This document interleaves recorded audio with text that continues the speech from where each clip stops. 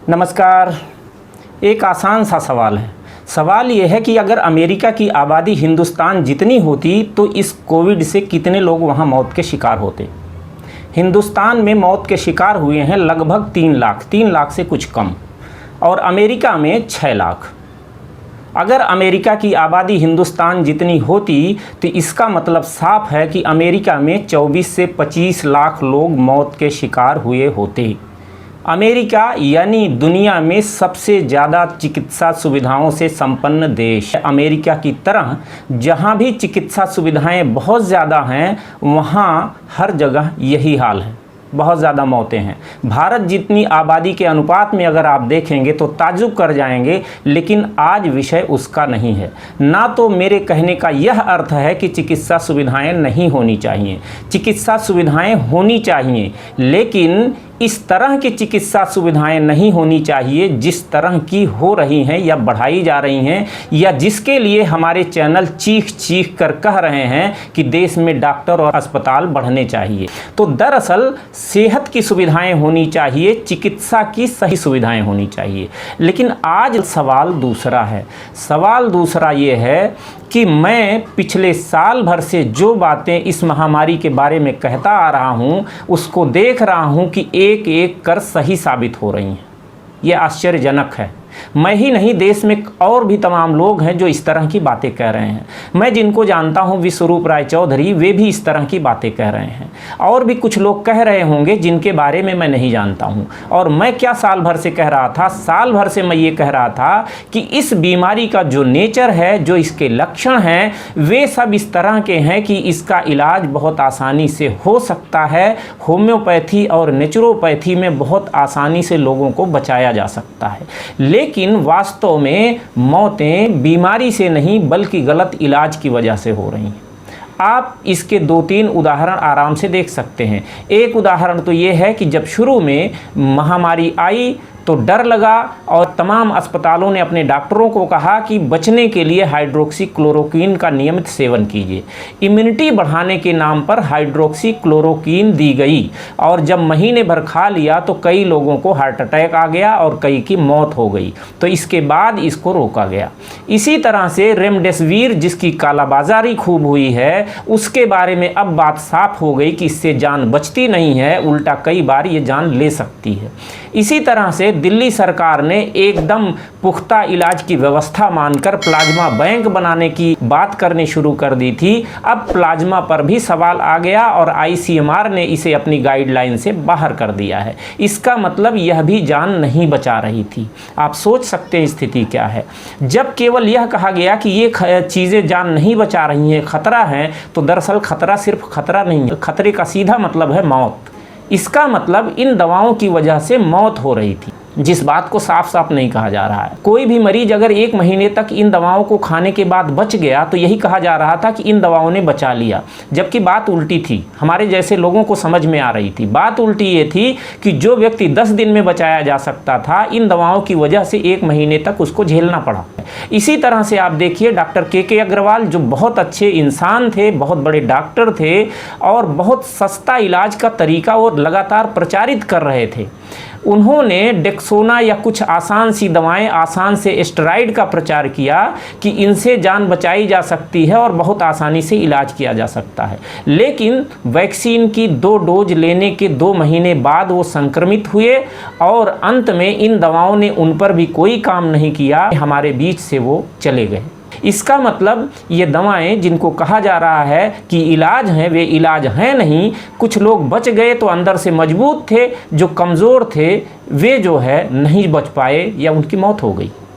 ये स्थिति है। इस बात को समझने की ज़रूरत है। मैं लगातार ये बात कहता रहा हूँ कि बीमारी से नहीं, इलाज की वजह से लोग मर रहे हैं, गलत इलाज की वजह से। जो चीज़ें आसान थी उनको हमने कठिन बना दिया। जहाँ इलाज था वहाँ पर हमने पाबंदी लगा दी मरीजों को जाने से, और उस तरीके से इलाज की अनिवार्यता बना दी जिस तरीके में इलाज था ही नहीं। और यहीं पर यह भी समझिए कि जिस स्टेरॉइड के आसान तरीके को पुख्ता इलाज माना जा रहा था, या अभी भी कुछ लोग मान रहे हैं, अब यह भी साबित हो गया है कि उसी की वजह से ब्लैक फंगस जैसी कठिन बीमारी का भी दौर शुरू हुआ है। तो हम कहाँ हैं? और आप ये वीडियो देखिए, इससे आपको समझ में आ जाएगा कि वास्तव में असलियत क्या है। पैरासीटामॉल जैसी दवाएं भी कितनी खतरनाक हैं, पैरासीटामॉल तक से मौत हो रही है, ये बात हम नहीं समझ रहे हैं। हम सबसे ज़्यादा सुरक्षित दवा इसको समझ लेते हैं।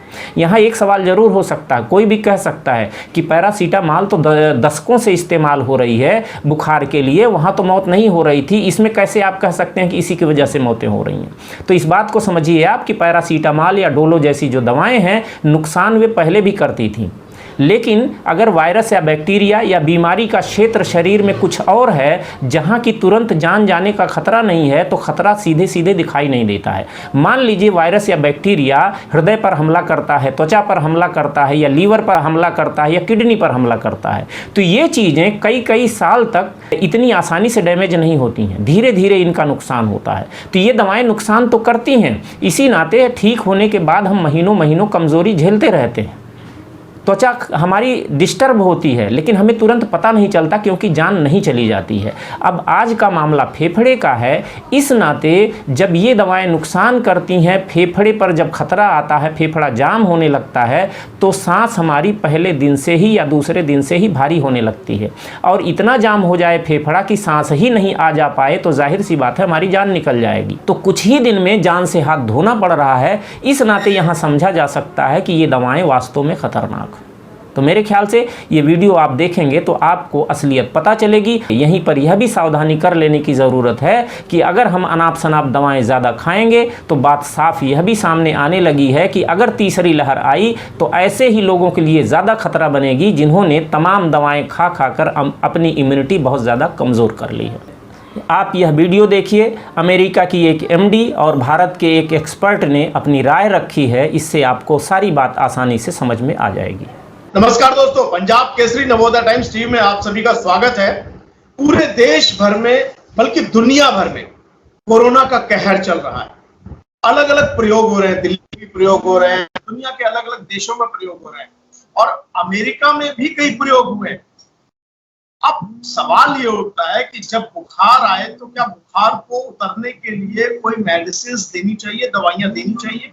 अगर देनी चाहिए तो वो क्या होना चाहिए, वो क्या प्रोटोकॉल है? WHO ने जो प्रोटोकॉल सेट किया है वो कितना सही है? डिफरेंट जर्नल्स हैं, कई देशों की अलग अलग अध्ययन है। अगर मैं सरल भाषा में कहूं कि कई लोगों ने इस पर बहुत रिसर्च किया है और वो सब क्या है। इन मुद्दों पर हमारे साथ बात करने के लिए एक रिसर्चर है जो कि आम इंसान है, लेकिन कई पैथीज में उन्होंने रिसर्च की है। उन्हें इस बात का है कि अलग अलग जो दवाइयों की पद्धतियां हैं उनका अध्ययन किया जाए। जी हाँ, मैं बात कर रहा हूं विवेक अग्रवाल जी का। विवेक अग्रवाल जी, पंजाब केसरी नवोदय टाइम्स टीवी में आपका स्वागत है। नमस्कार जी, बहुत धन्यवाद। और आपके साथ आपके सहयोगी हैं भास्वर अग्रवाल। नमस्कार। नमस्कार भास्वर।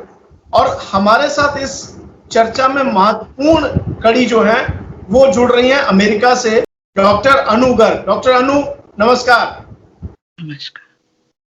सबसे पहले मैं डॉक्टर विवेक अग्रवाल जी आपसे जानना चाहूंगा, आखिर ये पूरा आपने जो जर्नल्स का अध्ययन किया है वो क्या कहता है? इस पूरी जो कवायद में जो अलग अलग मेडिसिन्स का उपयोग है, खास तौर से बुखार में, जैसे ही कोरोना की गिरफ्त में आते हैं, तो वो क्या बोलता है? आपने क्या रिसर्च किया है?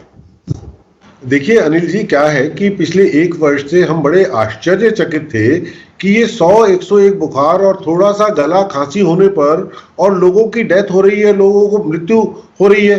तो हम लगातार इस पर बात करते रहे, रिसर्च करते रहे, और पर हमने ये पाया कि यदि हम ये सर्च करें कि क्या वायरस इन्फेक्शन में फीवर हमारे लिए फायदा करता है, लाभ करता है या हानि करता है, आप विश्वास नहीं करेंगे कि इंटरनेट पर जितना भी मटेरियल, आज इंटरनेट पर दुनिया के सबसे अच्छे मेडिकल जर्नल्स आप पढ़ सकते हैं, और आप यहां तक पाएंगे कि हमारे फोर्टिस हॉस्पिटल की वेबसाइट पर यह लिखा है कि वायरस फीवर में, वायरस की इन्फेक्शन में यदि आप बुखार को नीचे करेंगे तो उससे न केवल बीमारी लंबी होगी बल्कि मृत्यु भी अधिक होगी। तो उसके बाद हमने उस पर और पढ़ना आरंभ किया कि ये बात आ रही है कि एक और ये कहा जा रहा है कि फीवर को लोअर नहीं नीचे करना चाहिए, फीवर को उतारना नहीं चाहिए, और दूसरी तरफ सारी दुनिया सारी एलोपैथी की जो मेडिसिन सिस्टम है वो कह रहा है फीवर उतारने की पहले दिन से दवाइयां दे रहे हैं। हमारे यहाँ तो और भी एग्रेसिव ट्रीटमेंट हो रही है। तो हमने और मेरे पुत्र भास्वर अग्रवाल ने इसके लिए पढ़ना शुरू किया कि फीवर से क्या होता है। तो यदि आप कहेंगे तो मैं उसको और एक्सप्लेन कर दूंगा कि फीवर से हमारी बॉडी में किस प्रकार का एक्शन होता है। देखिए, फीवर जो है हमारी बॉडी का एक नेचुरल इम्यून रिस्पॉन्स है। हमारी जो इम्यूनिटी के लिए हमारी मैक्रोफेजेस कुछ साइटोकाइंस छोड़ते हैं जिनमें से अलग अलग काम है। उनमें से कुछ का काम होता है हमारे हाइपोथैलेमस से, हमारे मस्तिष्क से हमारे ज्वर को या फीवर को बढ़ाना। अब वो ज्वर ऐसा नहीं है कि बढ़ता ही जाएगा, जितनी बॉडी की आवश्यकता है उतना वो बढ़ाएंगे। पर यहां इंटरेस्टिंग बात क्या है कि एक बार हमारा फीवर ऊपर आ गया, 100 आ गया, 101 आ गया, तो वो जो साइटोकाइन छूटे थे हमारी बॉडी से उनको भी फीवर डाउन करेगा, उनको समाप्त करेगा, बॉडी से एलिमिनेट करेगा। और दूसरा बहुत इंटरेस्टिंग काम ये होगा कि जो हमारे मैक्रोफेजेस जो इम्यूनिटी को एक्टिवेट कर रहे थे, वायरस को पहचानने के बाद शरीर को या अनेक प्रकार के क्रियाएं कर रहे थे, वो भी उस समय शांत हो जाएंगे, नए साइटोकाइंस नहीं छोड़ेंगे। पर हो क्या रहा है, सबसे पहले हम जब फीवर उतारने की कोशिश करते हैं तो एक और तो हमारे साइटोकाइंस बार बार आते रहेंगे क्योंकि बॉडी की, शरीर की आवश्यकता है कि फीवर बढ़े। और दूसरी ओर जो साइटोकाइंस आ चुके वो हमारे ऑक्सीडेटिव स्ट्रेस बढ़ गया, वो हटेगा नहीं।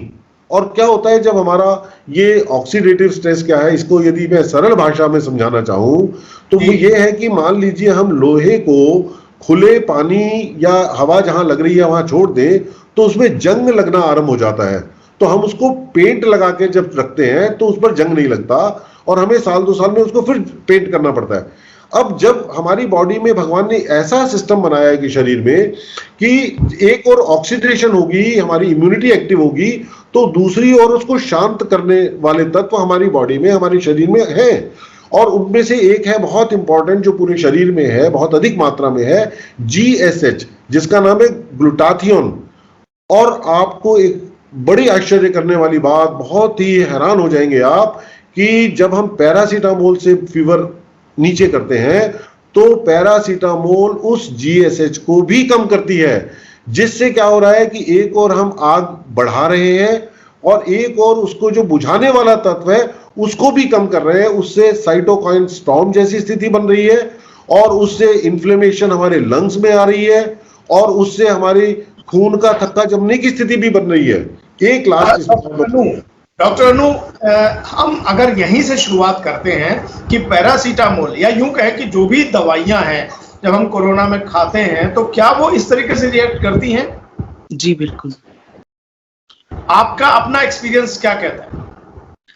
हम यहाँ पर यूनाइटेड स्टेट्स में वायरसेस को बहुत ही इस तरीके से देखते हैं कि जब भी हम वायरस अगर हम एनकाउंटर करते हैं किसी पेशेंट में तो हम ये कहते हैं कि अच्छा आप घर जाकर ढेर सारा पानी पीजिए, थोड़ा सा नारियल पानी पीजिए और ढेर सारी बेरीज खाइए क्योंकि बेरीज इम्यूनिटी बढ़ाती हैं, विटामिन C लीजिए और आराम कीजिए।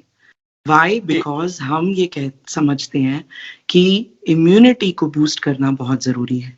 अगर 100.4 फीवर है तो हम पैरासिटामोल नहीं देते। मेरे को खुद को कोविड हुआ, सेम एक्सपीरियंस। मुझे जब हाई फीवर हुआ तो मैंने जब पैरासिटामोल ली तो मुझे समझा कि क्योंकि मैं सहयोग फॉलो करती हूँ तो जब लेफ्ट हैंड में मेरे एनर्जी कम हो गई तो मुझे समझा कि ओहो ये क्या हो रहा है। उसके बाद हमने पैरासिटामोल नहीं ली। After that I have not taken paracetamol, I just boosted my immunity. And after boosting my immunity and taking steam, I became all right within 2-3 days, despite having serious breathing difficulty. हमें बहुत ज़्यादा breathing difficulty थी, उसके बावजूद हम बिल्कुल ठीक हो गए। तो मिस्टर विवेक ने जब हमें अपनी रिसर्च शेयर करी तो उस रिसर्च में 2 बातें हैं जो बहुत इंपॉर्टेंट है। एक तो ये कि जब हम बिना बात के पैरासिटामोल देते हैं, राइट, तो हम क्या करते हैं, हम फीवर को डाउन करने की कोशिश करते हैं, but at the same time वो पैरासिटामोल इस मॉलिक्यूल को कम करती है, ग्लूटाथायोन को, और उसकी वजह से इम्यूनिटी वीक होती है। अब हमने एक तरफ से हम कह सकते हैं कि लंग्स की जो प्रॉब्लम आ रही है उसकी एक वजह ये भी है। यस, क्योंकि इम्यूनिटी कम हो जाती है तो वायरस बलवान हो जाता है। जी। जब हम पैरासिटामोल देते हैं तो हम जीएसएच कम करते हैं, जब हम जीएसएच कम करते हैं तो उसकी वजह से इम्यूनिटी और ज्यादा वीक हो जाती है जी। और फिर उसकी वजह से फिर लंग्स के अंदर इन्फेक्शन बढ़ना, और ज्यादा फीवर आना, और ज्यादा हालत खराब होना, बॉडी एक्स होना, and all those symptoms that come is because of that. तो स्टार्ट पॉइंट इज कि अगर हम फीवर है और बहुत ज्यादा हाई फीवर तक ना जाए, उसके लिए इम्यूनो बूस्टिंग चीजें यूज करें, तो आई एम श्योर की trajectory of COVID deaths can change to COVID survivors. So I am very thankful कि Mr. विवेक ने मेरे साथ ये स्टडी शेयर करी, बिकॉज इसमें दो बातें बहुत इंपॉर्टेंट हैं। एक तो ये कि पैरासिटामोल देते ही ग्लूटाथियोन कम होता है, उससे इम्यून सिस्टम जो है बहुत ज्यादा वीक हो जाता है। दूसरी बात ये कि हमारी बॉडी में एक होम्योस्टैटिक मैकेनिज्म है, वो होम्योस्टैटिक मैकेनिज्म हर इंसान के अंदर है। हम जब एंटीबायोटिक्स देते हैं, जैसे हमने डॉक्सीसाइक्लिन खाई या हमने एजिथ्रोमाइसिन खाई या हमने आइवरमेक्टिन खाई, तो हमने क्या किया, गट इम्यूनिटी को लोअर किया, इनफैक्ट खत्म कर दिया, क्योंकि एक एंटीबायोटिक से शायद वो कम होती होगी, जब आपने एक के ऊपर एक कंबाइन कर दी तो पूरी गट इम्यूनिटी खत्म। अब गट इम्यूनिटी खत्म, ऊपर से ग्लूटाथायोन भी नहीं, तो बॉडी का क्या बनेगा, होम्योस्टैटिक मैकेनिज्म भी नहीं है, और ऊपर से जो ग्लूटाथायोन ऑक्सीडेटिव स्ट्रेस को बचाता है वो भी नहीं है। तो फिर अब क्या होगा, जो साइटोकाइन स्टॉर्म रिलीज होगा वो बॉडी पर क्या टोल लाएगा, वो हम सारे पेशेंट्स में देख सकते हैं। मेरे हिसाब से अगर हम पहले ही पैरासिटामोल का इस्तेमाल कम करें और और इम्यूनो बूस्टिंग प्रॉपर्टीज जो हमारे कई सारे disciplines हैं जो हमें सिखाती हैं, like in US we do vitamin C, we do zinc, we do vitamin D3. If we use them and immuno boost and probiotics, I am sure कि कोविड की ट्रैजेक्टरी चेंज हो सकती है। आखिर ये पैरासीटामोल का प्रैक्टिस कहाँ से आया? क्योंकि मुझे लगता है कि हम लोग अमेरिकन जो मेडिकल साइंसेस हैं उनसे बहुत कुछ सीखते हैं, तो आप अगर बता सके विवेक अग्रवाल जी, आपने जो जर्नल्स पढ़े हैं, ये पैरासीटामोल का इस्तेमाल जो है, अत्यधिक इस्तेमाल, ये खासतौर से भारत में क्यों ज्यादा इस्तेमाल हो रहा है? देखिए, जो ये पैरासीटामोल है ये वास्तव में एक पेट्रोलियम बेस्ड मेडिसिन है, और ये वैसे तो 1878 में पहली बार खोजी गई, पर 1953 से इसका कमर्शियल और मेडिसिन की तरह इस्तेमाल हो रहा है। बट आप विश्वास करेंगे कि इसके बारे में आज भी बहुत से लोग रहस्य है कि ये काम कहाँ करती है। एक तो ये हमारे फीवर को उसी हाइपोथैलेमस से डाउन करवाती है जहां से हमारे साइटोकाइन ने बढ़ाया था, तो बॉडी को जो हमारे इम्बैलेंस क्रिएट करती है। और दूसरा जो मैंने बताया कि आज तक इस पर बहुत अधिक स्टडीज नहीं है। आप विश्वास नहीं करेंगे कि हम लोग जो आज इंडिया में टेस्ट अवेलेबल हैं वो ये तो देख रहे हैं कि सीआरपी बढ़ गए, डी डाइमर बढ़ गए, IL-6 बढ़ गए, डिफरेंट मॉलिक्यूल्स बढ़ गए, बट हम ये नहीं देख रहे जो पैरासीटामोल ने GSH डाउन कर दिया। ये बहुत से, और देखिए क्या हुआ है, ये रिसर्चेस ऑफ लेट आई हैं पिछले 15-20 सालों में, पिछले 10 सालों में, और यहाँ तक कि जनवरी 2021 में कोविड पर यूएस के साइंटिफिक जर्नल्स में छपी हैं। बट न जाने क्यों हमारी मेडिसिन ने उनको इनकॉर्पोरेट नहीं किया। आज तक किसी ने ये समझने नहीं की कोशिश नहीं की कि हर वर्ष 6, 7, 8 लाख लोग पिछले वर्ष भी, इससे पिछले कोविड आने से पहले भी इन्फ्लुएंजा से यानी वायरस इन्फेक्शन से पूरे विश्व में मारे जाते थे, और इस साल 32 लाख जो मारे गए हैं क्योंकि और एग्रेसिव ट्रीटमेंट हो गई। पैरासीटामोल की हमें ये बताया जा रहा है कि आप हर 6 घंटे में 650 mg लें। भारत की दृष्टि से ये बहुत ज्यादा है, और उससे क्या हो रहा है कि जो हमारी बॉडी ने वापस GSH को डेवलप भी कर देना था, उसको हम मौका ही नहीं दे रहे उठने का, और कंटिन्यूअस अटैक पर अटैक करने से बॉडी को इतना डाउन कर देते हैं, इम्यूनिटी को, इतनी इन्फ्लेमेशन। हमारे लंग्स में भी वो GSH हमारी प्रोटेक्टिव लेयर है। जब हम GSH को खत्म कर देंगे, मैं चाहूंगा कि इस चर्चा में हम भास्वर को भी जोड़ें। भास्वर, मेरा अगला सवाल आपसे, आपने जो स्टडी की है, किन किन जर्नल्स में ये बात स्पष्ट तौर पर कहा गया कि पैरासीटामोल जो है वो नुकसानदायक है? किन जर्नल्स में आपको ये बात नजर आई? देखिए, बहुत इंटरेस्टिंग बात है कि जब हम कहते हैं कि पैरासीटामोल का बेनिफिट क्या है या फीवर लोअरिंग का बेनिफिट क्या है, तो किसी भी जनरल में ये नहीं मिलेगा हमें कि उसका फीवर लोअरिंग का कोई बेनिफिट है। जो मोस्ट कॉमन बेनिफिट बताया जाता है वो बताया जाता है कि पेशेंट को डिस्कम्फर्ट से बचाया जाए। दूसरी ओर बहुत सारे जर्नल्स और लगभग सारी स्टडीज ये बताती हैं कि जब फीवर लोअर किया जाता है by the use of antipyretics तो बीमारी लंबी भी होती है और डेथ्स भी बढ़ती हैं। एक और इंटरेस्टिंग बात ये है कि स्पेशली वायरल इन्फेक्शंस में there has been no trial of the use of paracetamol. There has been no trial which studies the efficacy and safety of paracetamol in virus infections. मैं चाहूंगा कि आप हिंदी में बोले।